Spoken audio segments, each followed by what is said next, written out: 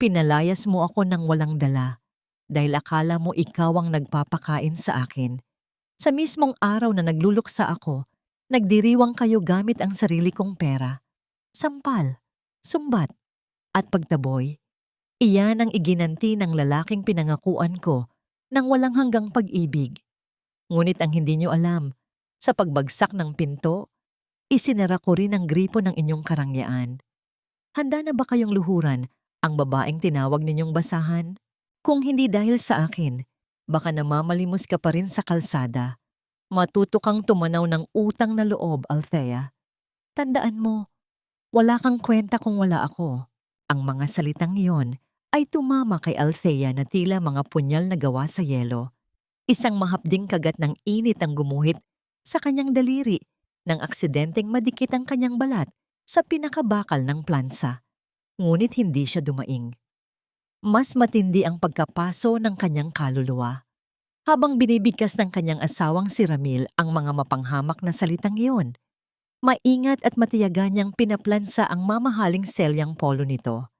Ang kanyang mga kamay ay nangangatal, ngunit pilit niyang pinatatahan ang sarili upang hindi magusot ang telang isusuot ng lalaking nangako sa kanya ng pag-ibig sa harap ng altar. 3 taon na ang nakararaan. Nakatayo si Ramil sa hamba ng pinto, nakahalukip-kip. Ang mga mata ay puno ng pagmamataas at pandidiri. Sa halip na ipagtanggol ang sarili, kinagat na lamang ni Althea ang kanyang pang-ibabang labi hanggang sa malalasahan niya ang sariling dugo. Huminga siya ng malalim, nilulunok ang mga luhang nagbabadyang tumulo. Opo, Ramil, pasensya na. Mahinang tugon niya, ang boses ay halos liparin ng hangin sa sobrang hina.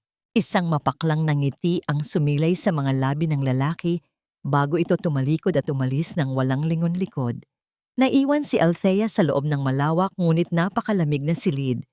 Ngunit bago pa man niya maitabi ang plansa, isang marahas na paghampas ng damit ang tumama sa kanyang balikat. Bumagsak sa paanan niya ang isang maruming bestida. Nang iangat niya ang kanyang paningin, nakita niya ang kanyang biyenan na si Doña Celeste. Nakasuot ang matanda ng mga kumikinang na alahas, ang kilay ay mataray na nakataas, at ang tingin sa kanya ay tila isang basahang nakakalat sa daan. Amoy sibuyas ka na naman. Wala ka talagang delikadesa. Mariing wika ni Doña Celeste. Ang boses ay puno ng pagkadiri. Labhan mo yan ngayon din, at huwag mong idadaan sa washing machine. Kusutin mo ng kamay. Mamahalin ng telang iyan. Hindi katulad ng mga ukay-ukay na sanay mong suotin bago ka kinupkop ng anak ko. Hindi na hinintay ng matanda ang sagot ni Althea. Mabilis itong naglakad palayo. Iniiwan ang alingawngaw ng kanyang mapangmaliit na tinig. Unti-unting yumuko si Althea, nanginginig ang mga daliri habang pinupulot ang maruming damit ng biyenan. Sa sarili niyang bahay, ang bahay na sikreto niyang iniligtas mula sa pagkakasanla gamit ang sariling pera, siya ay itinuturing na pinakamababang uri ng alipin. Sa gitna ng nakakabinging katahimikan ng pasilyo, naramdaman niya ang isang mainit at magaspang na kamay na dumapo sa kanyang likuran. Si Manang Rosa, ang matandang mayordoma ng pamilya Villanueva. Walang sinabi ang matanda. Hinawakan lamang nito ang kamay ni Althea at palihim na inipit ang isang piraso ng matamis na tinapay na binalot sa malinis na serbilyeta. Ang magiliw na pisil ni Manang Rosa ay isang tahimik na paraan ng pagsasabi na hindi siya nag-iisa. Dala ang tinapay, nagtago si Althea sa maliit at madilim na bodega sa likod ng mansyon. Ito lamang ang nag-iisang lugar kung saan pwede siyang huminga. Umupo siya sa isang lumang kahon, pinupunasan ng mga luhang tuluyan nang kumawala sa kanyang mga mata. Sa liwanag na nagmumula sa siwang ng pinto, nilabas niya ang isang lukot na larawan ng kanyang yumaong mga magulang. Habang kinakagat niya ang tinapay, ang lasa nito ay nahaluan ng pait ng kanyang mga luha. Tinitigan niya ang nakangiting mukha ng kanyang ama at ina. Bakit niya tinitiis ang lahat ng ito? Dahil ulila siya. Dahil sa sobrang pagkauhaw niya sa kalinga ng isang pamilya, naniwala siya na kung ibibigay niya ang lahat, ang kanyang yaman, ang kanyang lakas, ang kanyang dignidad, ay matututunan din siyang mahalin ni Ramil at ng pamilya nito. Ngunit sa bawat araw na lumilipas, ang utang na loob na isinusumbat sa kanya ay naging isang kadenang pumupulupot sa kanyang leeg. Isang banayad na pag-ilaw at panginginig mula sa kanyang lumang telepono ang bumasag sa katahimikan ng bodega. Binuksan niya ang mensahe mula sa isang numerong hindi nakarehistro. Hanggang kailan mo balak magtiis? Ilang beses na niyang natatanggap ang mensaheng ito mula sa parehong numero. Alam niya kung kanino ito galing. Kay Gabriel, ang abogadong nag-iingat ng kanyang tunay na kayamanan. Ang tanging taong nakakaalam na ang babaeng inaapi sa mansyong ito ang tunay na nagmamay-ari ng lahat ng tinatapakan ng mga Villanueva. Pinatay niya ang screen ng telepono. Hindi pa siya handa. Umaasa pa rin siyang magbabago si Ramil. Ngunit ang pag-asang iyon ay tuluyang pinatay ng isang pamilyar na boses mula sa labas ng bodega. Bumukas ang pinto. Pumasok ang kanyang hipag na si Bianca. Ang mga mata ni Althea ay nanlaki nang makita kung ano ang hawak ng dalaga. Ito ay isang inukit na kahong gawa sa kahoy, ang kaisa-isang kaba ng mga alahas na ipinamana ng ina ni Althea bago ito pumanaw. Bago pa man makapagsalita si Althea, walang kahihiyang binuksan ni Bianca ang kahon. Ang pamilyar na pag-inggit ng tansong bisagra ng kahon ang tila pumunit sa natitirang hininga ni Althea. Kinuha ng hipag ang pinakamahalagang kwintas na perlas at tuwang-tuwang ipinatong yon sa kanyang leeg. Habang nakatingin sa ninakaw na alaala ng kanyang ina, isang malamig na katanungan ang umalingaw-ngaw sa wasak na puso ni Althea. Bakit kailangang bayaran ng sarili kong dugo at laman ang isang pag-ibig na kailanman ay hindi naging akin? Bagay ba sa akin, Ate Althea? Ang boses ni Bianca ay may halong pangungutya habang nakaharap sa maliit na salamin ng bodega. Nakapulupot na sa kanyang leeg ang kwintas na gawa sa mga tunay na perlas, ang kaisa-isang alaalang naiwan ng ina ni Althea bago ito binawian ng buhay. Bawat butil niyon ay saksi sa mga luhang iniluha ng kanyang ina sa mga panahong sila ay naghihirap. At ngayon, ginagawa lamang itong laruan ng isang babaeng walang alam sa halaga ng pawis at luha. Nanginig ang mga tuhod ni Althea. Sinubukan niyang humakbang palapit. Ang mga kamay ay nakaunat na tila nagmamakaawa. Bianca, pakiusap. Ibalik mo yan sa akin. Yan na lang ang natitirang alaala ni Mama. Kunin mo na ang lahat ng gamit ko. Huwag lang yan.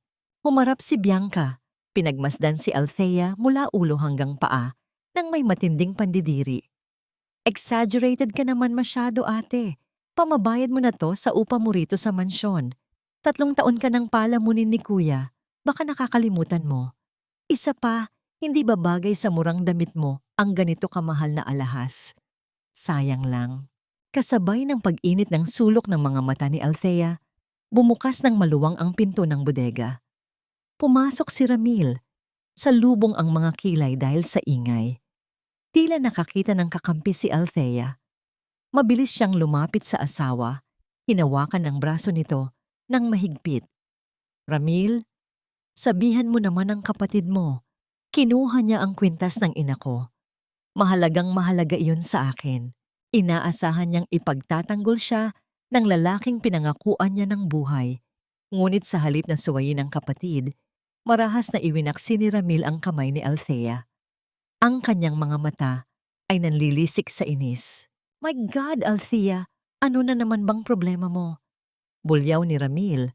Umaalingaw-ngaw ang boses sa 4 na sulok ng silid. Pamilya tayo rito. Bakit ba ang damot-damot mo sa kapatid ko? Isang lumang kwintas lang pinag-aawayan pa ninyo. Hayaan mo na sa kanya yan kung doon siya masaya. Matuto ka namang magbigay, lalo na't kami ang nagbibigay sa'yo ng bubong na masisilungan. Tumalikod si Ramil at inakbayan si Bianca papalabas. Nagtatawanan pa, tila ba isang nakakatawang palabas ang kakatapos lamang mangyari. Naiwan si Althea na nakatayo. Unti-unting pinanghihinaan ng tuhod hanggang sa bumagsak siya sa malamig na sahig. Yakap-yakap niya ang walang lamang kahon ng kanyang ina. Sa bawat paghaplos niya sa malambot na pelus sa loob nito, tila nanunumbalik sa kanyang isipan ang araw na nakaupo siya sa harap ng isang makapal na dokumento. 2 taon na ang nakararaan nang malapit nang ideklarang bangkarote ang kumpanya ng mga Villanueva. Tahimik niyang inilipat ang 50 milyong piso mula sa kanyang sikretong pondo upang sagipin ang pamilyang labis niyang minahal. Ginawa niya iyon ng walang hinihinging kapalit. Nagtago sa likod ng pangalang Anonymous Investor upang hindi masagasaan ang ego ng kanyang asawa. Ibinigay niya ang yaman, ang kalayaan at ang kanyang buong pagkatao. Ngunit kapalit ng kanyang 50 milyong piso ay ang pagnanakaw sa nag-iisang perlas ng kanyang ina. Ang kanyang mapapait na alaala ay pilit na tinaboy ng matalim na boses ni Doña Celeste na kararating lamang sa pinto. May hawak itong isang mahabang piraso ng papel. Tumayo ka riyan at huwag kang mag-inarte, Althea. Wala akong oras sa mga drama mo. Utos ng matanda, inihagis ang papel na lumapag sa paanan ni Althea. Malapit na ang ika-60 kaarawan ko. Gusto ko ikaw ang magluto ng lahat ng putahe para sa 100 bisita mula sa alta sosyedad. At huwag kang humingi ng pera pambili ng mga sangkap. Diskartehan mo yan. Gusto kong patunayan mo na may pakinabang ka sa pamamahay na ito. Nilisan ng matanda ang silid nang walang bahid ng awa. Nanatiling nakayuko si Althea. Nilulunok ang bawat patak ng luhang nagbabadyang pumuno sa kanyang mga mata. Walang boses ang kanyang galit, ngunit sa kaibuturan ng kanyang kaluluwa, unti-unting nagkakalamat ang kadena ng kanyang utang na loob. Hating gabi na nang matapos niya ang paglilinis sa kusina. Nilalamon na ng dilim ang buong mansyon, ngunit nakayuko pa rin si Althea sa harap ng palanggana sa laundry area. Pinipilit tapusin ang mga maruruming damit ng pamilya. Sa di kalayuan, sa ibabaw ng maliit na mesa, biglang nagliwanag ang screen ng telepono ni Ramil na naiwan nito bago matulog. Wala sana siyang pakialam, ngunit nang mapadako ang kanyang tingin sa telepono, isang pangalan ang lumitaw sa nagliliwanag na screen. Babe. Nagpadala ito ng mensahe na humihiling ng isang mainit na yakap, kasabay ng mabigat at halos humintong pagpintig ng kanyang puso. Itinuon niya ang kanyang nanlalabong paningin sa kwelyo ng puting polo na pilit niyang kinukuskos kanina pa. Doon, nakadiin ang isang malinaw at hugis-labing mantsa ng make-up. Pulang-pula, na tila sariwang dugong kumikitil sa natitirang hininga ng kanyang pag-ibig. Mabigat ang hangin sa loob ng kusina. Singbigat ng dibdib ni Althea habang patuloy siya sa paghihiwa ng mga karne. Ngayong araw, ang anibersaryo ng pagkamatay ng kanyang mga magulang. Sa loob ng 3 taon, ito lamang ang nag-iisang araw na humihiling siya ng kaunting oras para sa kanyang sarili. Gusto lamang niyang makapagsindi ng kandila sa simbahan at ialay ang isang tahimik na panalangin. Nang makita niya si Doña Celeste na nag-iinspeksyon ng mga bulaklak sa pasilyo, maingat siyang lumapit. Nakayuko siya. Pilit pinapalambot ang boses. Ma, pwede po ba akong humingi ng 1 oras lang? Pupunta lang po sana ako sa simbahan para ipagsindi ng kandila sina Papa at Mama. Anibersaryo po kasi ng pagkawala nila ngayon. Sa halip na pag-unawa, isang matalim na tingin ang ipinukol sa kanya ng matanda. Tiningnan nito ang mga kamay ni Althea na may bahid pa ng dugo ng karne. 1 oras at sino ang mag-aayos ng lulutuin para sa birthday ko bukas? Ang mga patay, Althea, ay patay na. Kahit maghapon kang magtirik ng kandila, hindi na babalik ang mga patay gutom mong magulang. Huwag mong idahilan sa akin ang mga yumaong walang iniwan sa'yo, kundi utang, para lang matakasan mo ang mga obligasyon mo sa bahay na ito. Parang binuhusan ng kumukulong mantika ang puso ni Althea. Lahat ng pang-aalipusta sa kanya ay kaya niyang lunukin, ngunit ang lapastanganin ng alaala ng mga taong nagbigay sa kanya ng buhay ay labis na para sa kanyang kaluluwa. Tumaas ang kanyang paningin, At sa unang pagkakataon, sinalubong niya ang mapagmataas na tingin ng biyenan. Kahit ako na lang po ang alipustain ninyo, ma. Nanginginig man ang labi, ay buong tapang na binigkas ni Althea. Pero nakikiusap ako, huwag ninyong idamay ang mga magulang ko. Wala silang ginawang masama sa inyo. Hindi pa man nakakasagot ang matanda. Isang marahas na hakbang ang yumanig sa sahig. Pumasok si Ramil. Salubong ang mga kilay at nag-aapoy ang mga mata. Wala itong tinanong. Wala itong inalam. Nang makita nitong sumasagot ang asawa sa kanyang ina, walang atubiling itinaas ni Ramil ang kanyang kamay at ibinagsak ang isang napakalakas na sampal sa pisngi ni Althea. Napakalakas ng puwersa, kaya't tumalsik si Althea at bumagsak sa malamig na sahig ng kusina. Umikot ang kanyang paningin. Nalalasahan niya ang pait ng dugo mula sa kanyang pumutok na labi. Wala kang karapatang taasan ng boses ang mama ko sa loob ng sarili niyang pamamahay. Umalingaw-ngaw ang galit na boses ni Ramil. Tinuturo ang nakadapang asawa. Wala kang kwentang babae. Palamunin ka na nga. Wala ka pang utang na loob. Kung ganyan din lang ang ugali mo, wala kang puwang sa pamilyang ito. Hinila ni Ramil ang braso ni Althea. Kaladkad siya palabas ng kusina, patungo sa pangunahing pinto ng mansyon. Sa labas, nagsisimula ng bumuhos ang isang napakalakas na ulan, tila sumasabay sa puot na nagaganap sa loob. Binuksan ni Ramil ang pinto at walang awang itinulak si Althea palabas sa basang semento. Kasunod nito, inihagis ng lalaki ang isang lumang bag na naglalaman ng iilang manipis na damit ng asawa. Nagkalat ang mga iyon sa putikan. Lumayas ka sa bahay ko at huwag na huwag ka nang babalik dahil hinding-hindi na kita tatanggapin. Sigaw ni Ramil bago marahas na isinara ang malaking pintuan. Iniiwan si Althea sa gitna ng walang awang buhos ng bagyo. Basang-basa, giniginaw, at nasasaktan, nakadapa si Althea sa malamig na lupa. Ang ulan ay humahagupit sa kanyang manipis na damit. Subalit sa halip na pulutin ang kanyang mga nakakalat na pananamit, gumapang siya patungo sa isang bagay na tumalsik mula sa kanyang bag. Ang maliit na kwadro ng larawan ng kanyang mga magulang. Basag na ang salamin nito. Maingat niyang pinulot iyon, niyakap ng mahigpit sa kanyang dibdib, at pinrotektahan mula sa ulan gamit ang kanyang sariling katawan. Doon, sa gitna ng bagyo, unti-unting namatay ang pagnanais niyang mahalin. Ang matinding paghihigpit sa kanyang dibdib ay napalitan ng isang nakakapanindig balahib na panlalamig. Hindi na siya umiiyak. Ang mga luha ay natuyo. Pinalitan ng isang matalim at patay na paningin na hindi kailanman nakita ng sinuman.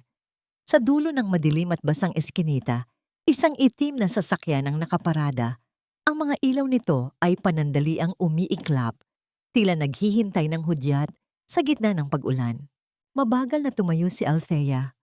Binitawan niya ang lahat ng pag-asang may babalikan pa siya sa mansyong yon.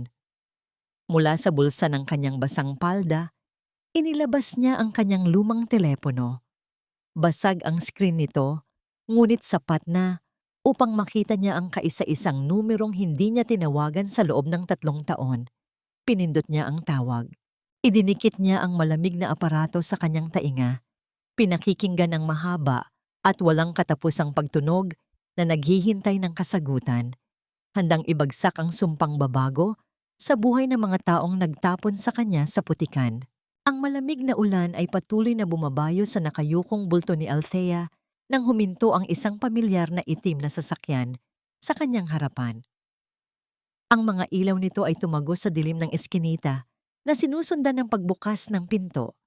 Mabilis na bumaba ang isang lalaking may hawak na malapad na payong. Walang sinayang na salita si Gabriel.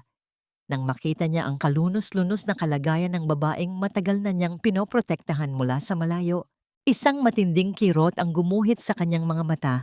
Hinubad niya ang kanyang makapal at mainit na coat at maingat na ipinatong yon sa nanginginig na balikat ni Althea.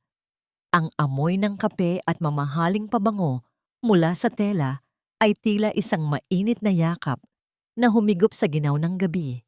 Dinala siya ni Gabriel sa isang tahimik at marangyang kondominium, isa sa mga nakatagong ari-arian na nakapangalan kay Althea na kailanman ay hindi nalaman ng kanyang asawa. Pinaupo niya ito sa malambot na sofa habang ipinagtimpla ng mainit na chamomile tea. Pag-abot ni Gabriel sa saro, nagdampi ang kanilang mga daliri. Ang kaunting init na yon ang tuluyang nagpabagsak sa matigas na pader na itinayo ni Althea sa kanyang sarili. Sunod-sunod na pumatak ang kanyang mga luha. Ang pananahimik niya sa ilalim ng ulan kanina ay nauwi sa isang malalim at basag na paghikbi.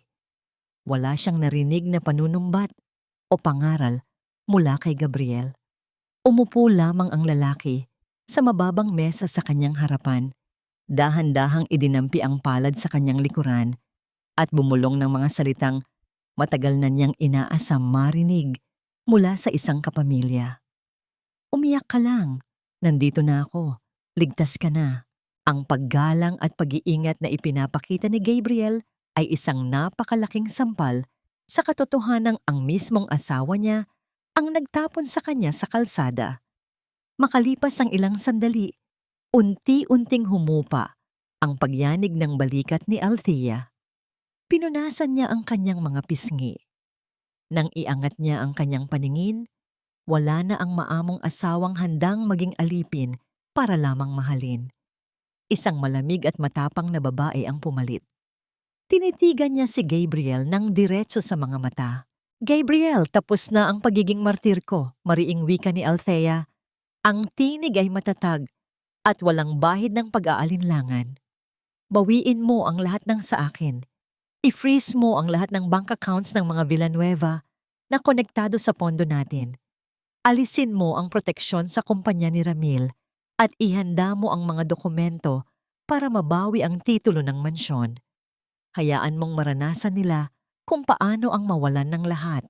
Tumango si Gabriel walang inaksayang oras. Kinuha niya ang isang makapal na folder mula sa kanyang briefcase upang simulan ang mga legal na hakbang. Habang binubuklat ang mga dokumento, sandaling napadako ang paningin ng abogado sa larawan ni Ramil na nakalakip sa unang pahina. Isang matipid, ngunit mapanganib na ngiti ang sumilay sa kanyang mga labi.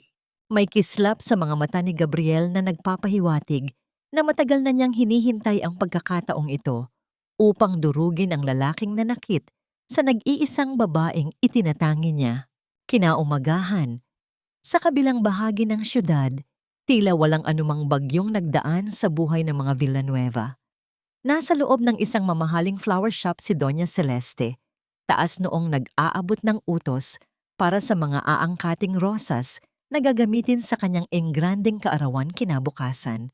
Nang iabot niya ang kanyang kumikinang na platinum credit card sa kahera upang bayaran ang 100,000 halaga ng bulaklak, puno ng kayabangan ng kanyang nangiti. Ngunit ang nangiting iyon ay mabilis na naglaho nang iguhit ng kahera ang card sa makina. Isang matalim na pulang ilaw ang umiklap sa screen ng makina, kasabay ng sunod-sunod na matinis na tunog na nagpapahiwatig na ang transaksyon ay hindi tinanggap. Tila huminto ang pag-ikot ng mundo ni Doña Celeste sa loob ng flower shop. Ang matinis na tunog ng pagtanggi ng makina ay umalingaw-ngaw na parang isang sampal sa kanyang kayabangan. Napakunot ang kanyang noo, matalim na pinandilatan ng mata ang nanginginig na kahera. Siguradong sira ang makinang yan. Mataray na bulyaw ng matanda. Ang kamay ay nanginginig sa inis habang kinukuha muli ang card. O baka naman hindi ka lang marunong gumamit. Ang asawa ng anak ko. Kahit pinatalsik ko na ang basahang yon, ay kayang bilhin ang buong tindahan ninyo. Bianca, iabot mo na nga ang gold card mo. Mabilis na dumukot si Bianca sa kanyang mamahaling bag at mayabang na inihagis ang sariling card sa counter. Ngunit sa muling pag-swipe ng kahera, ang parehong nakakainis na pulang ilaw ang lumitaw. Wala nang mailusot ang dalawang ginang. Sa harap ng ibang mayayamang customer na palihim ng nagbubulungan at nagpipigil ng tawa, sa pilitang iniwan ni na Doña Celeste ang mga bulaklak at nagmamadaling lumabas. Ang mga mukha ay namumula sa matinding kahihiyan. Samantala, Sa isang mataas na palapag ng gusali ng mga Villanueva, isang magkakasunod na pagbagsak ng mga makapal na folder ang yumanig sa mesa ni Ramil.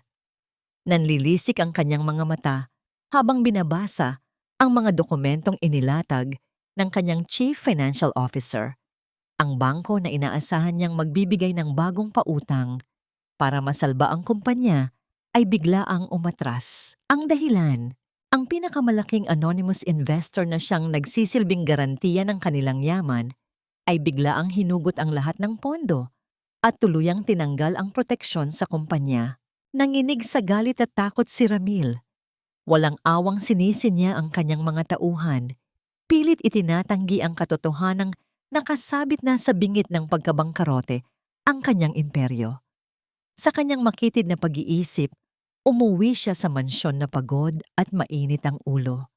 Inaasahan niyang makikita ang mainit na hapunan at ang asawang nakayuko at naghihintay ng kanyang utos. Ngunit pagbukas niya ng pinto, isang madilim at tahimik na bahay ang sumalubong sa kanya. Doon lamang niya naisip na wala na nga pala si Althea. Sa halip na mag-alala, isang mapagmalaking nangiti ang sumilay sa kanyang labi. Nakumbinsin niya ang sarili na nag-iinarte lamang ang asawa sa kalsada at bukas makalawa ay luluhod din itong magmamakaawa na makabalik. Malayo sa maruming ilusyon ni Ramil, nakatayo si Althea sa harap ng malaking salamin sa loob ng silid ng abogadong si Gabriel. Suot niya ang isang napakagandang puting suit, ang buhok ay maayos at tuwid, at ang tindig ay nagpapakita ng isang malakas na babaeng handang bawiin ang sarili. Nang idampi niya ang kanyang daliri sa sariling pisngi, isang malamig na katotohanan ang gumuhit sa kanyang isipan. 3 taon niyang kinalimutan kung paano ngumiti ng totoo. Ngayon, sa paghawak niya ng gintong panulat upang pirmahan ang huling dokumentong formal na nag-aangkin ng titulo ng mansyon ng mga Villanueva, alam niyang hindi na siya kailanman muling yuyuko. Nang muling bumalik ang katahimikan sa bahay ng mga Villanueva, ang naiwang telepono ni Ramil sa ibabaw ng sofa ay paulit-ulit na nag-ilaw. Isang tawag mula sa isang hindi pamilyar na numero ng babae ang nagpumilit pumasok.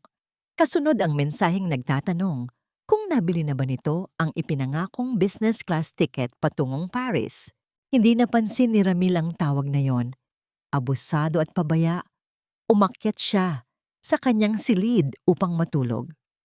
Wala siyang kamalay-malay na sa kusina ng mansyon. Habang pilit tinatapos ni Manang Rosa ang paglilinis, isang lalaking nakasuot ng uniforme ng kartero ang kumatok sa pintuan sa likod. Iniabot nito ang isang makapal na brown envelope na nagtataglay ng selyo ng Korte Suprema. Maingat itong inipit ng matandang mayordoma sa pinakailalim ng kanyang apron.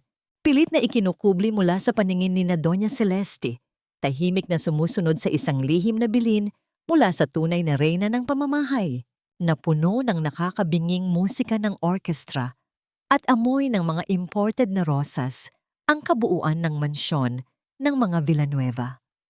Ang ika-60 kaarawan ni Doña Celeste ay isang magarbong palabas, isang pilit na pagtatakip sa unti-unting nabubulok nilang yaman.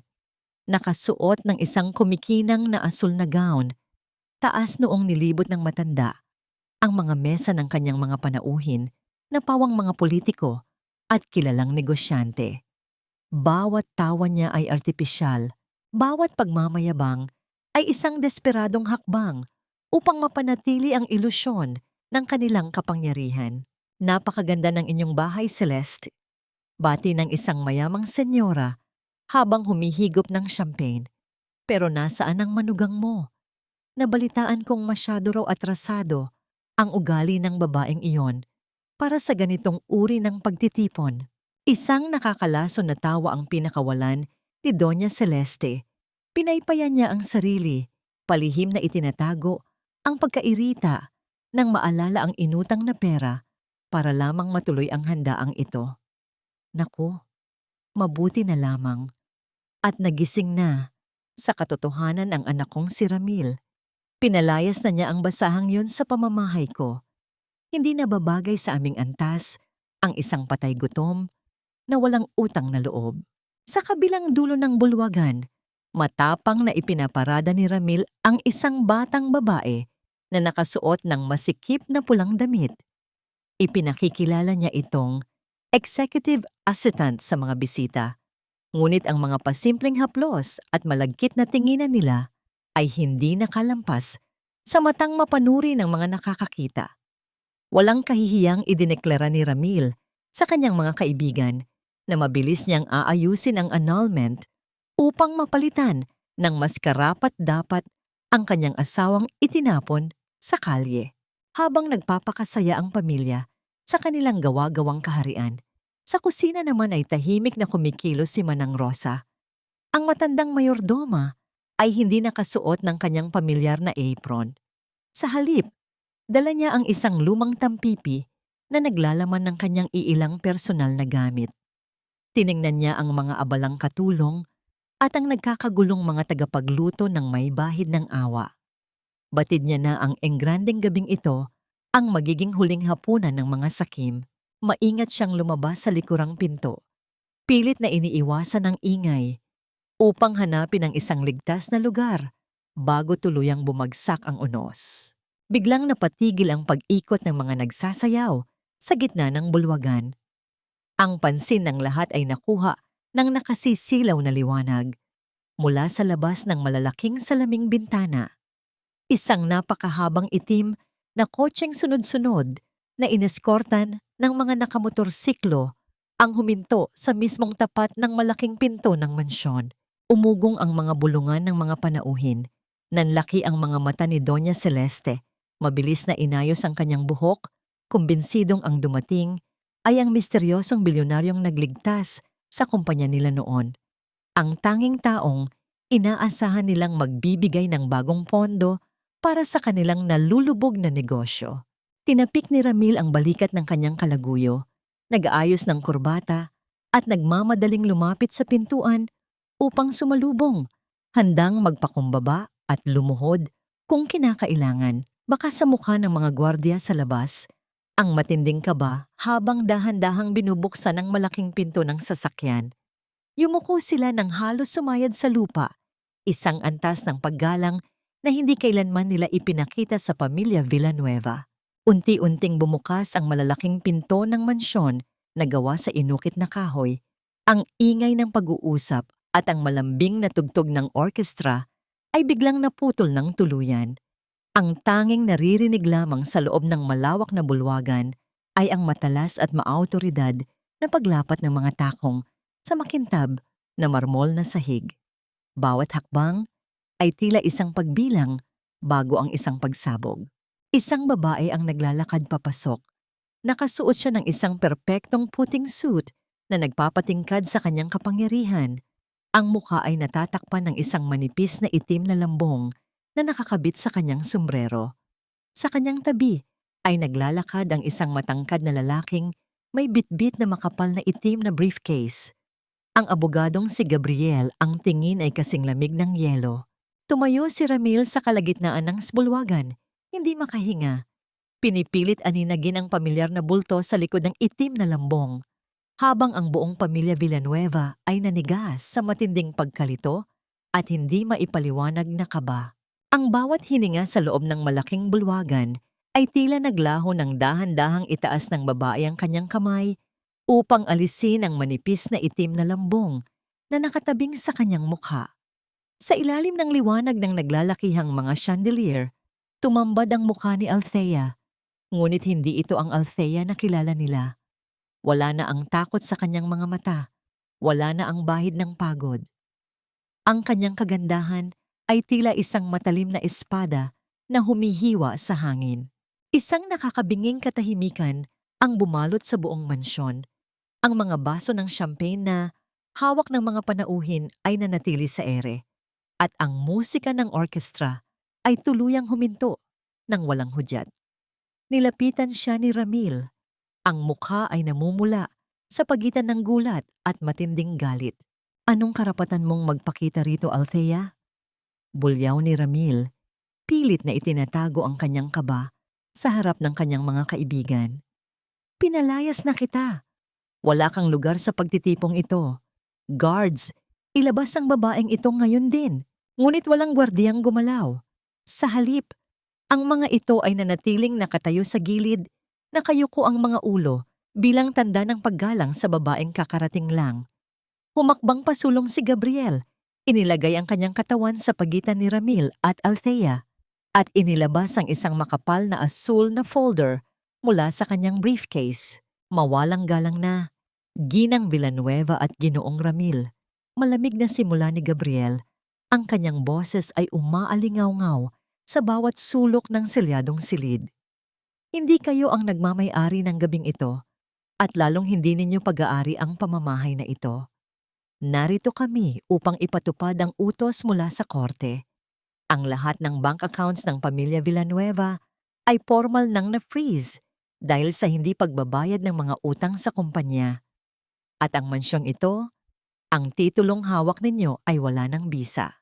Isang malakas na singhap ang nagmula sa mga panauhin. Napahawak si Doña Celeste sa kanyang dibdib, ang kanyang mukha ay namutla, tila isang bangkay. Anong kabalastugan ito? Amin ang bahay na ito. Ipinamana ito ng asawa ko. Ipinamana ito sa inyo.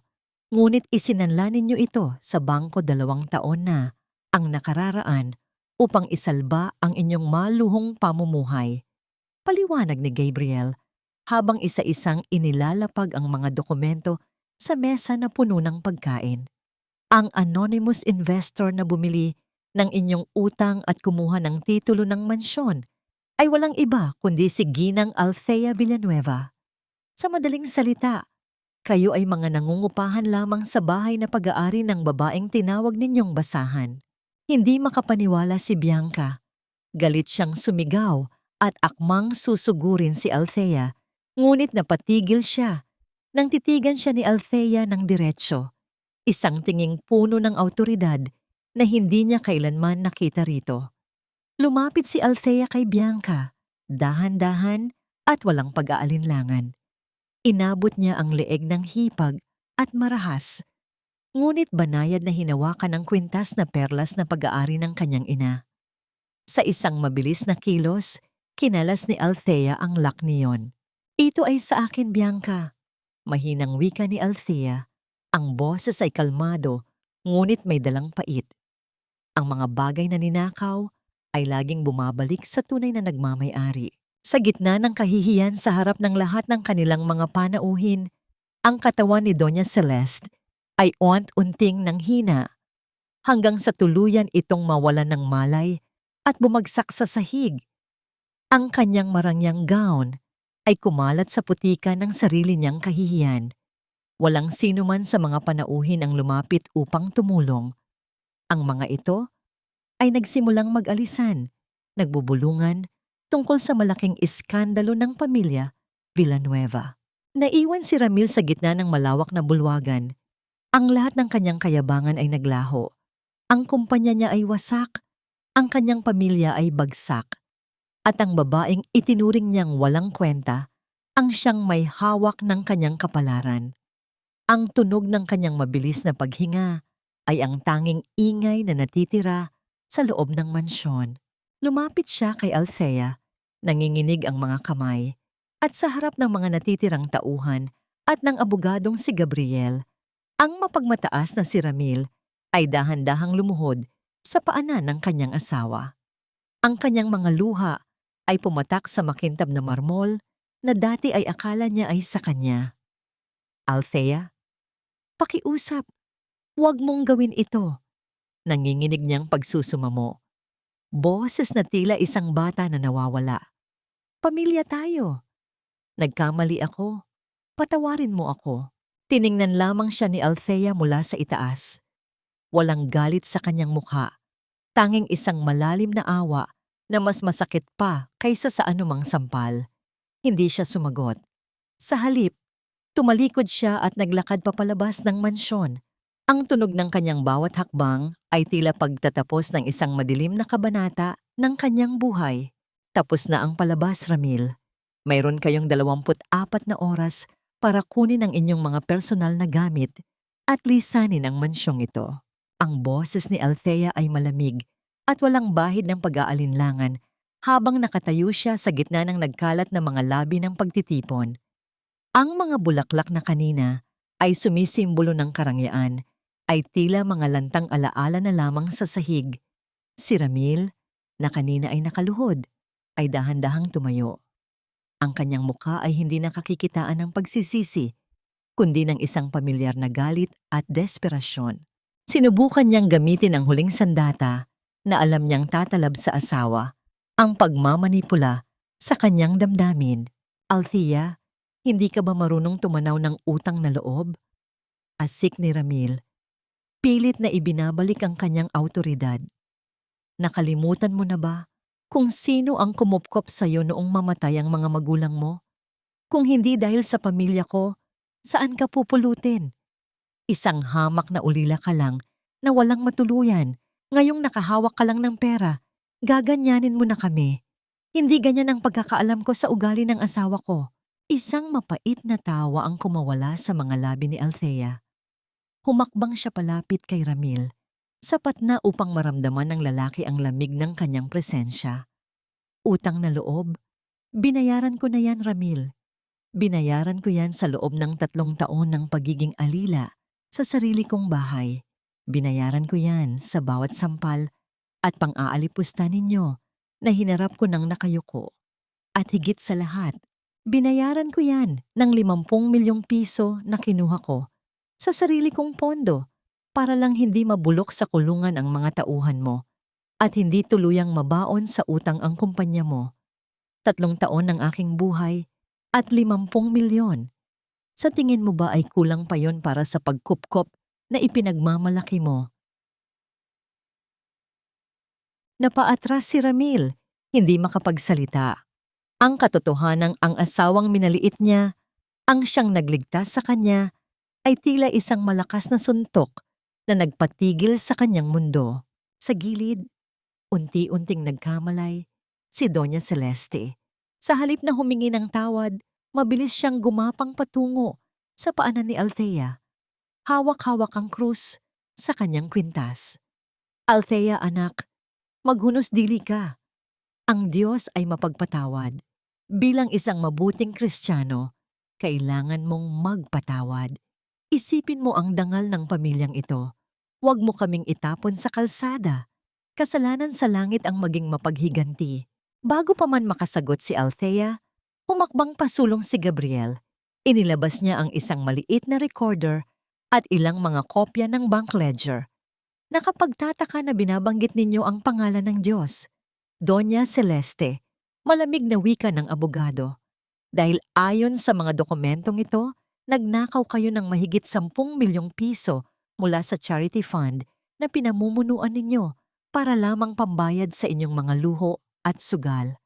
Kung pag-uusapan ang kasalanan sa langit, sa tingin ko ay mas mahaba ang listahan ninyo kaysa kanino man sa silid na ito. Nanlumo ang matanda. Ang kanyang maskara ng kabanalan ay tuluyan ng nagkapira-piraso sa harap ng lahat. Wala nang natirang sandata ang mga Villanueva. Ang katahimikan sa loob ng mansyon ay tila isang hatol ng kamatayan para sa kanilang marangyang buhay. Tumingin si Althea kay Manang Rosa na nakatayo sa may pintuan ng kusina.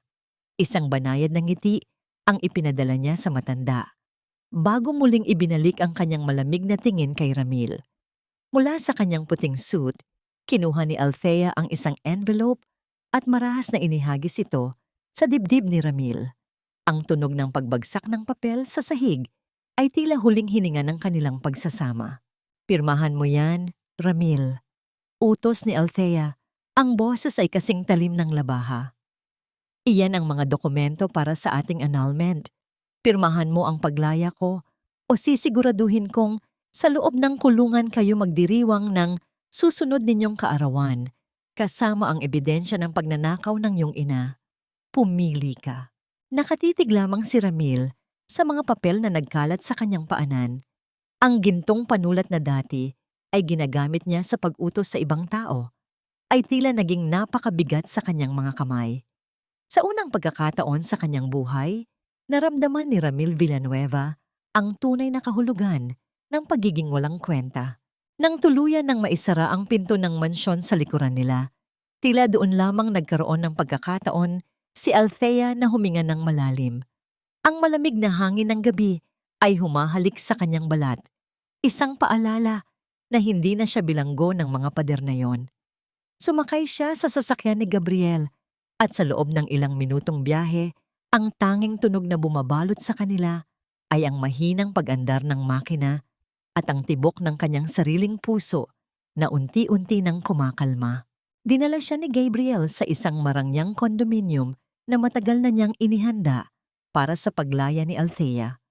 Pagpasok sa loob, bumulaga sa kanya ang isang malawak at maliwanag na tahanan na puno ng mga sariwang bulaklak at amoy ng bagong luto. Wala rito ang bigat at dumi ng nakaraan. Ngunit sa kabila ng ganda ng paligid, naramdaman ni Althea ang biglang pagbagsak ng kanyang lakas. Ang adrenaline na nagtulak sa kanya kanina ay naglaho.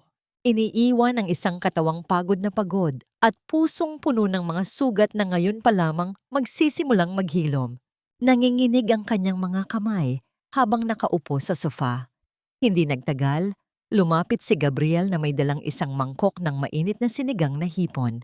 Ang paboritong pagkain kailanman ay hindi niya natikman sa loob ng 3 taon dahil laging ang gusto ni na Doña Celeste ang sinusunod. Kumain ka muna, Althea. Malambing na wika ni Gabriel. Hindi siya nagtatanong tungkol sa nangyari sa mansyon. Alam niya ang lalim ng pinagdaanan ng babae. Inilapag niya ang mangkok sa mesa at umupo sa isang ligtas na distansya. Sapat lamang upang maramdaman ni Althea ang kanyang presensya, ngunit hindi siya nasasakal. Ligtas ka na rito. Walang makakasakit sa iyo rito. Sa unang pagkakataon, uminom si Althea ng sabaw na gawa ng isang taong tunay na nagmamalasakit sa kanya. Ang init niyon ay tila dumadaloy sa kanyang mga ugat. Tinutunaw ang yelong bumabalot sa kanyang kaluluwa. Tumingin siya kay Gabriel, ang mga mata ay puno ng katanungan. Bakit, Gabriel? Bakit mo ginagawa ang lahat ng ito para sa akin? Mahinang tanong ni Althea. Tinitigan siya ng abogado nang may katapatang bihira niyang makita sa ibang lalaki. Dahil nakita ko kung paano ka nagpakasakit para sa mga taong hindi ka karapat-dapat, Althea. Sa loob ng 3 taon, hinintay ko ang araw na mapapansin mong sapat ka na sa sarili mo. Hindi kita tinutulungan dahil mahina ka, kundi dahil alam kong kailangan mo lang ng sandigan habang binubuo mo muli ang iyong sarili. Isang sandali ng katahimikan ang namayani sa pagitan nila. Tumayo si Althea upang ilapag ang saro at nang siya ay mabuwal ng kaunti dahil sa pagod, mabilis na kumilos si Gabriel. Ngunit sa halip na hawakan siya ng marahas, maingat na iniharang ni Gabriel ang kanyang palad sa matulis na kanto ng mesa upang hindi tumama ang katawan ni Althea roon. Isang maliit na kilos ng proteksyon, ngunit sapat na upang maramdaman ni Althea ang isang uri ng pag-iingat na kailanman ay hindi ibinigay sa kanya ni Ramil. Nagtagpo ang kanilang mga paningin. Nararamdaman ni Althea ang init mula sa katawan ni Gabriel, ang mabagal at panatag nitong paghinga. Sa loob ng silid na yon, tila uunting naglalaho ang anino ng pamilya Villanueva. Isang bago at sariwang pakiramdam ng kapayapaan ang nagsimulang mamukadkad sa kanyang dibdib. Isang pag-asa na marahil sa kabila ng lahat ng sakit ay mayroon pa ring puwang para sa isang pag-ibig na hindi nananakit. Subalit ang katahimikang yon ay biglang winasak ng isang nakakapangilabot na tunog mula sa labas ng balkonahe. Ang malakas na pagtama ng isang matigas na bagay sa salamin ay lumikha ng isang malaking bitak. Kasunod nito ay ang tunog ng pagbagsak ng isang bato sa loob ng silid na may nakabalot na piraso ng papel na may bahid ng madilim na likido. Mabilis na hinila ni Gabriel si Althea sa kanyang likuran. Ang kanyang katawan ay nagsilbing kalasag. Ang kapayapaang kakarating lang ay tila muling nanganib sa muling paglitaw ng isang anino mula sa nakaraan na ayaw pa ring bumitaw. Hindi pa tayo tapos, Althea. Akin ka lang. asawa pa rin kita kahit anong mangyari. Ang boses ni Ramil ay gumaralgal sa loob ng tahimik at madilim na parking lot ng gusali. Ang dating marangyang anyo nito ay napalitan ng isang kahabag-habag at nakapangingilabot na anyo. Gusot ang kanyang suot, madungis ang muka, at ang kanyang mga mata ay nanlilisik sa pagitan ng kalasingan at kawalan ng pag-asa. Kakalabas pa lamang ni Althea mula sa isang pulong nang bigla siyang harangin ni Ramil sa tabi ng kanyang sasakyan. Marahas na hinawakan ni Ramil ang braso ni Althea. Ang kanyang mga kuko ay tila ba gustong bumaon sa balat ng babae. Amoy na amoy ni Althea ang napanis na alak mula sa hininga nito. Isang amoy na sumisimbolo sa pagkabulok ng pagkatao ng lalaking minsan niyang pinangakuan ng katapatan. Bitawan mo ako, Ramil. Malamig na utos ni Althea. Hindi siya sumigaw, hindi siya nagmakaawa. Sa halip na takot, ang tanging nararamdaman niya sa mga sandaling iyon ay matinding pagkasuklam. Wala na tayong dapat pag-usapan. Tapos na ang lahat sa atin noong gabing itinapon mo ako sa gitna ng ulan. Walang tapos. Hanggat hindi ako pumipirma sa annulment na yan, pag-aari pa rin kita. Isang desperadong tawa ang pinakawalan ni Ramil habang pilit na kinakaladkad si Althea patungo sa kanyang lumang sasakyan. Kailangan ko ng pera, Althea. Ibigay mo sa akin ang mansyon, ibigay mo ang kumpanya, at baka sakaling pakawalan kita. Huwag kang magmalinis dahil sa akin ka nang galing. Ngunit hindi na ang lumang Althea ang kaharap niya. Sa isang mabilis na pagkilos, dinukot ni Althea ang maliit na bote ng pepper spray mula sa kanyang bag at walang alinlangan itong itinutok sa mga mata ng lalaki. Ang tunog ng pag-spray ay sinundan ng isang hiyaw ng sakit mula kay Ramil habang nabibitawan ang braso ni Althea at napapahawak sa kanyang nagbabagang mga mata. Bago pa man makabawi si Ramil, isang mabilis na anino ang lumitaw mula sa dilim. Si Gabriel. Sa isang malakas at tiyak na pagkilos, humarap ang abogado sa nagwawalang si Ramil.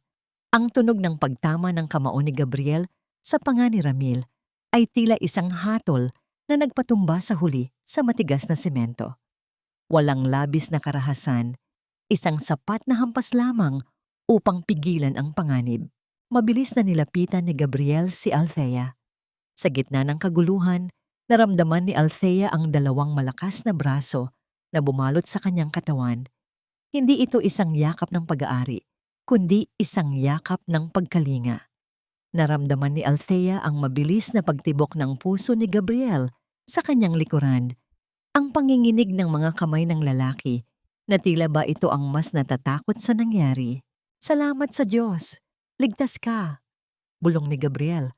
Ang kanyang boses ay puno ng emosyon na pilit niyang itinatago. Akala ko huli na ako.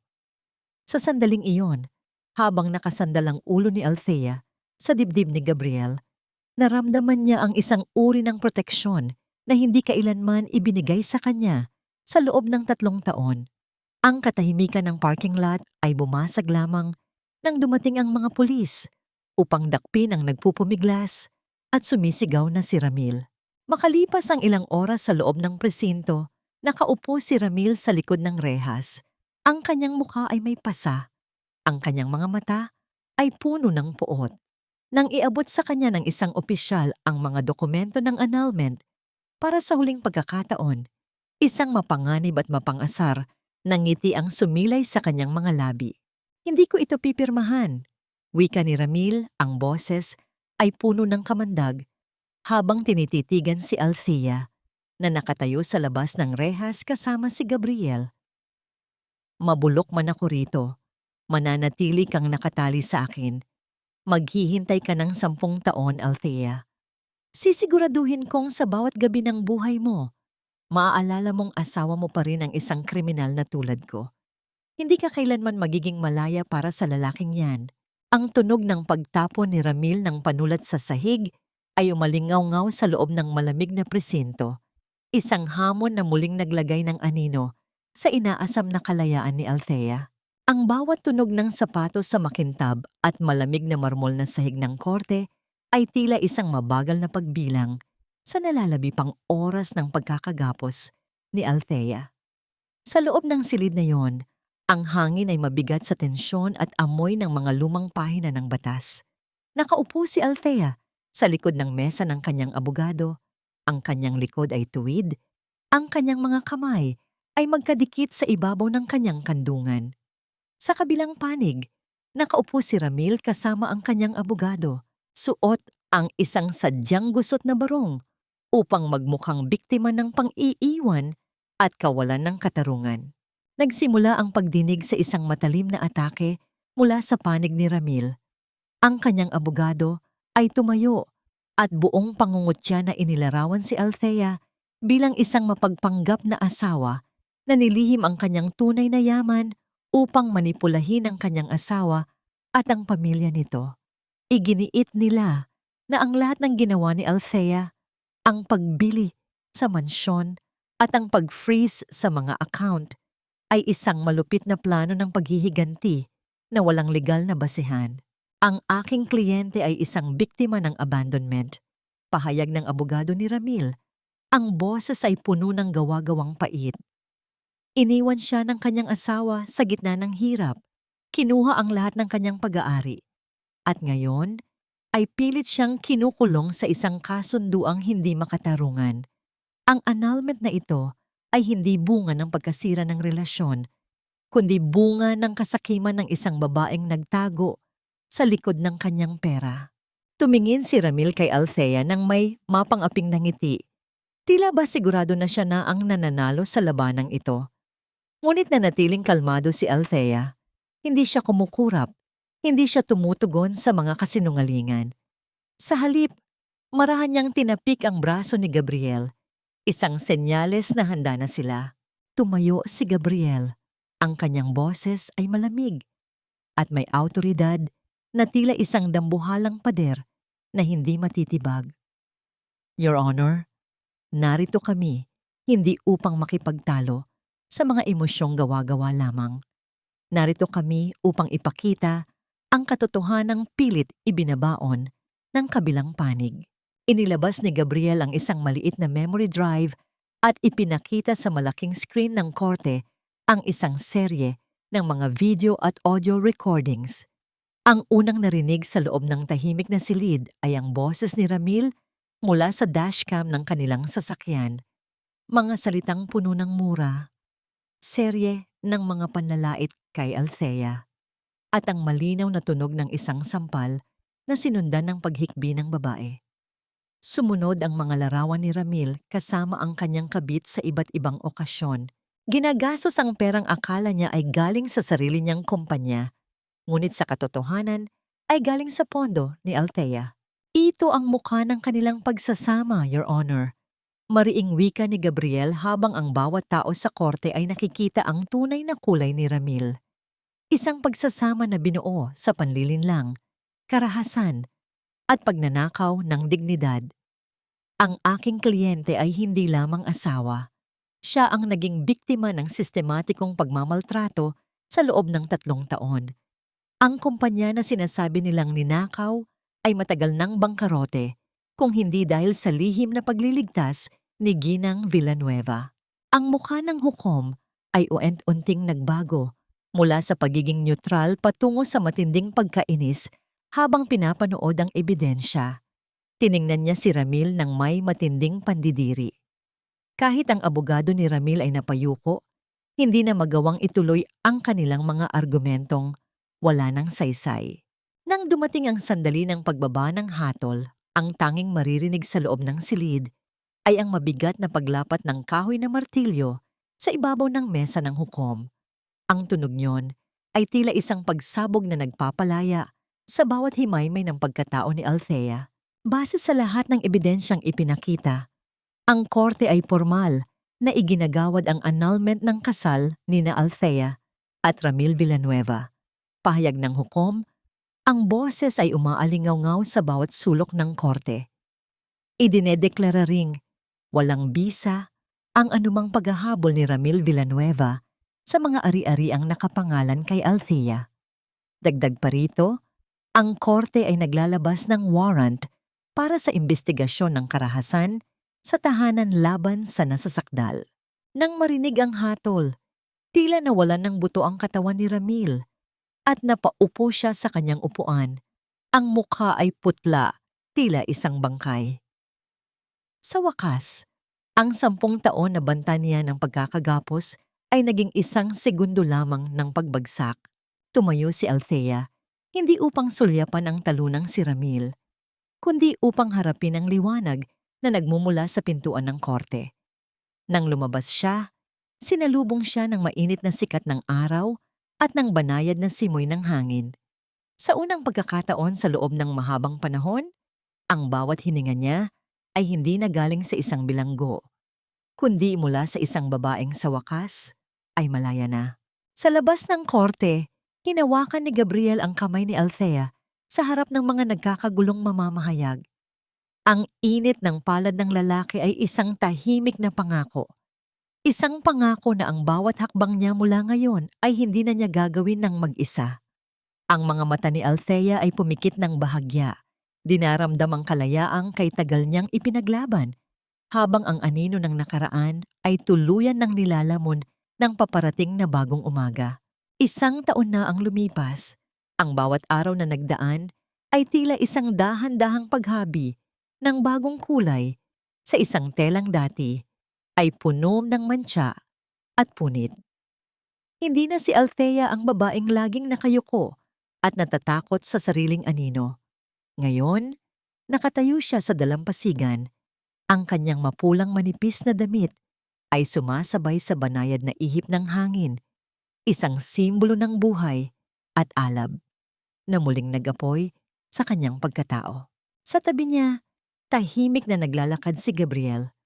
Walang sapatos, ang kanilang mga paa ay ramdamang paglubog sa pino at basang buhangin.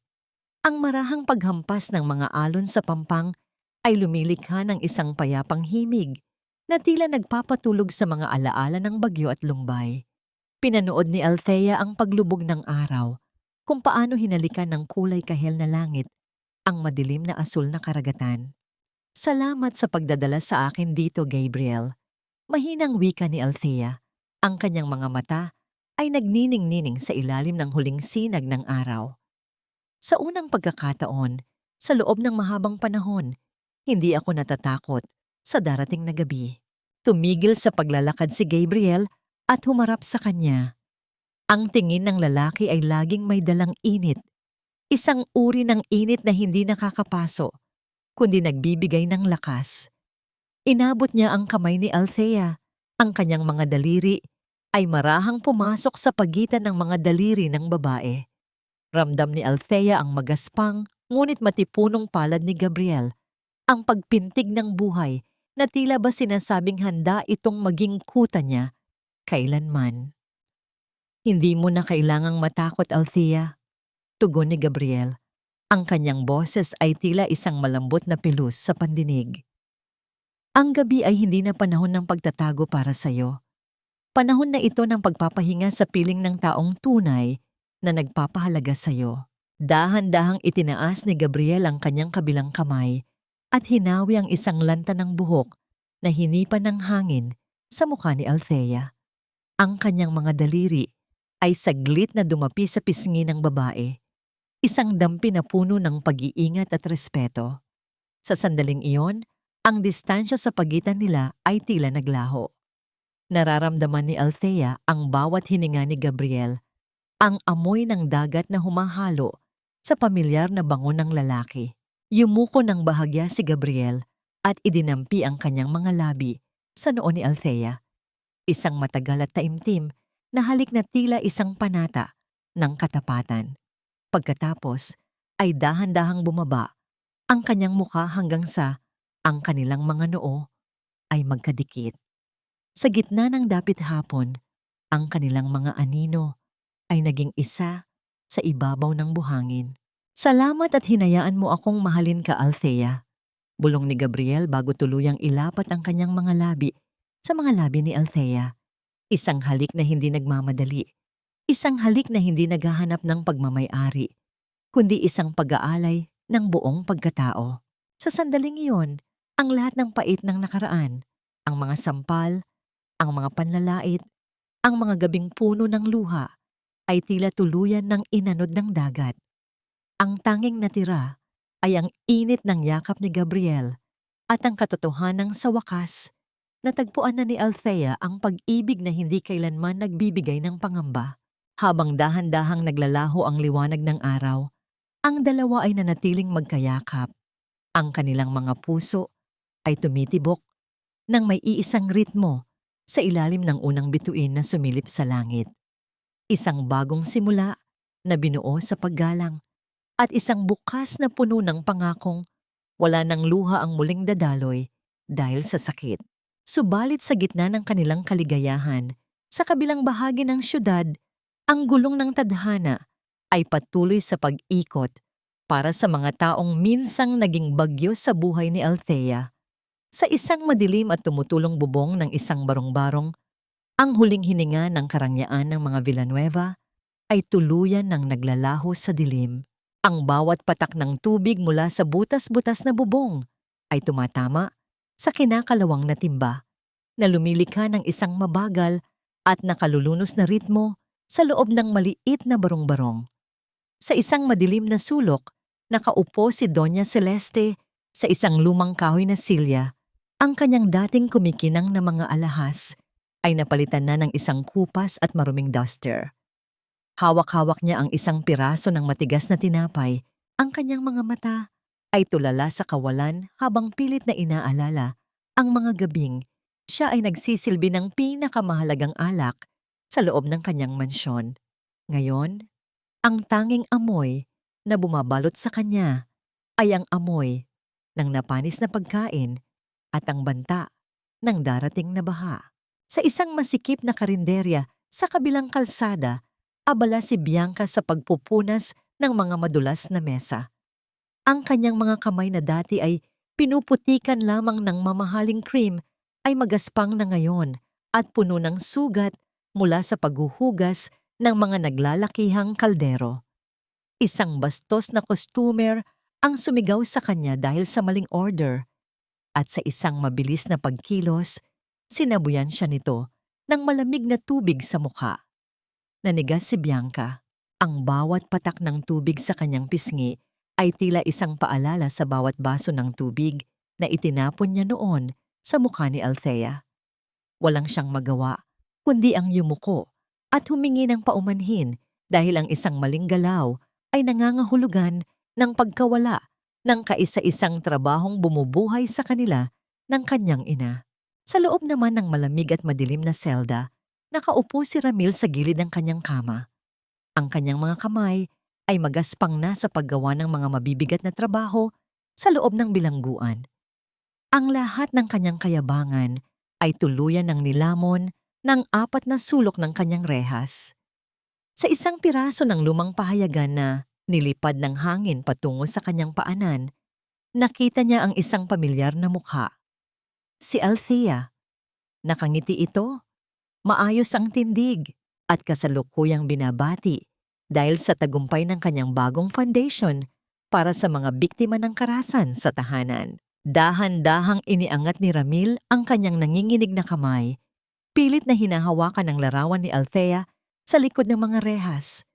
Isang malalim at basag na hikbi ang kumawala sa kanyang dibdib. Doon, sa gitna ng katahimikan ng kulungan, naramdaman niya ang tunay na bigat ng kanyang kawalan. Hindi ang kumpanya, hindi ang mansyon, kundi ang babaeng buong puso siyang minahal, ngunit walang awa niyang itinapon. Ang pagsisisi ay tila isang lason na dahan-dahang kumikitil sa kanyang espiritu, ngunit alam niyang huli na ang lahat. Malayo sa dumi at pait ng kanilang buhay, nakatayo si Althea sa harap ng isang napakagandang trangka ng isang bagong trangmanera. Ang paligid ay puno ng mga luntiang puno at ang bango ng mga namumukadkad na sampagwita. Hindi na siya lumingon pa sa likuran. Alam niyang ang hustisya ng panahon ay tapos na sa kanyang tungkulin. Ang bawat hakbang niya ngayon ay papasok sa isang buhay na puno ng liwanag. Sa loob ng malawak na hardin, narinig ni Althea ang isang napakasayang tunog, ang malakas na tawanan ng mga bata na naghahabulan sa damuhan ng kasama si Manang Rosa. Ang bawat hagik-hik nila ay tila isang awit ng tagumpay laban sa lahat ng sakit ng nakaraan. Huminga ng malalim si Althea. Ang kanyang puso ay panatag at malaya. Handang harapin ang huling pahina ng kanyang kwento nang may ngiti sa kanyang mga labi. Ang bawat pintig ng puso ni Althea Villanueva ay hindi na isang mabigat na pasanin, kundi isang himig ng ganap na kalayaan. Lumipas na ang sapat na panahon upang ang mga sugat na dati ay nagnanaknak ay maging mga peklat na lamang, mga paalala ng kanyang katatagan. Sa loob ng malawak na hardin ng kanilang tahanan, habang ang kulay kahel na sinag ng dapit hapon ay yumayakap sa paligid, pinanood ni Althea ang isang tagpong dati ay sa kanyang mga pangarap lamang nakikita. Naroon si Gabriel, nakaupo sa damuhan habang karga-karga ang kanilang 2 taong gulang na anak na babae. Ang bawat hagik-hik ng bata ay tila isang mabisang gamot na nagpapawis sa lahat ng pait ng nakaraan. Sa di kalayuan, nakaupo si Manang Rosa sa isang tumba-tumba. Nakangiti habang niniting ang isang maliit na kumot. Hindi na ito isang katulong. Si Manang Rosa ay itinuturing na nilang pamilya. Ang kaisa-isang saksi sa kanyang paghihirap. Gihirap na ngayon ay saksi na rin sa kanyang tagumpay. Nang maramdaman ni Althea ang presensya ni Gabriel na lumapit sa kanya, sumandal siya sa balikat nito. Hinawakan ni Gabriel ang kanyang kamay. Pinagsasama ang kanilang mga daliri sa isang paraan na palaging nagpaparamdam sa kanya na siya ay ligtas at pinahahalagahan. Iniisip mo pa rin ba sila? Mahinang tanong ni Gabriel. Ang kanyang boses ay puno ng pangunawa. Umiling si Althea nang may banayad ng ngiti. Ang pagpapatawad para sa kanya ay hindi nangangahulugang paglimot o muling pagtanggap sa mga taong sumira sa kanya. Ang tunay na pagpapatawad ay ang pagpili na huwag nang bigyan ng puwang ang galit sa loob ng kanyang puso. Ang kapayapaan ay hindi ang pagkawala ng bagyo sa ating nakaraan, Gabriel. Tugon ni Althea habang nakatingin sa kanilang anak. Ang kapayapaan ay ang pananatiling buo at masaya sa kabila ng lahat ng pinagdaanan. Wala na akong puwang para sa poot. Ang mga Villanueva ay bahagi na lamang ng isang kabanatang tapos na. Ang tanging mahalaga ay ang ngayon at ang bukas na kasama ka. Sa huling bahagi ng kanyang kwento, nais ni Althea na mag-iwan ng isang mahalagang aral sa bawat babaeng nakikinig sa kanyang boses. Ang tunay na halaga ng isang babae ay hindi nasusukat sa dami ng kanyang tiniis o sa tindi ng kanyang sakripisyo para sa mga taong hindi marunong magpahalaga. Ang pag-ibig ay hindi dapat maging isang tanikala na sumasakal sa iyong pagkatao. Ang bawat babae ay karapat-dapat sa isang pag-ibig na nagbibigay ng respeto, sa isang tahanan na nagbibigay ng kalinga, at sa isang buhay kung saan hindi niya kailangang ikubli ang kanyang sariling liwanag para lamang pasayahin ang iba. Ang dapit hapon ay dahan-dahang na naglaho, ngunit sa puso ni Althea, ang sikat ng araw ay hindi na kailanman muling mawawala. Ang kanyang kwento ay hindi lamang tungkol sa paghihiganti o sa yaman, kundi tungkol sa paghahanap sa sarili at sa pagbuo ng isang kaligayahang hindi nakadepende sa kahit na sino. Habang naglalakad sila papasok sa loob ng kanilang bahay, ang tunog ng kanilang mga tawa at ang init ng kanilang mga yakap ay naging huling hininga ng isang kwentong nagsimula sa luha, ngunit nagtapos sa isang matamis at dalisay na tagumpay.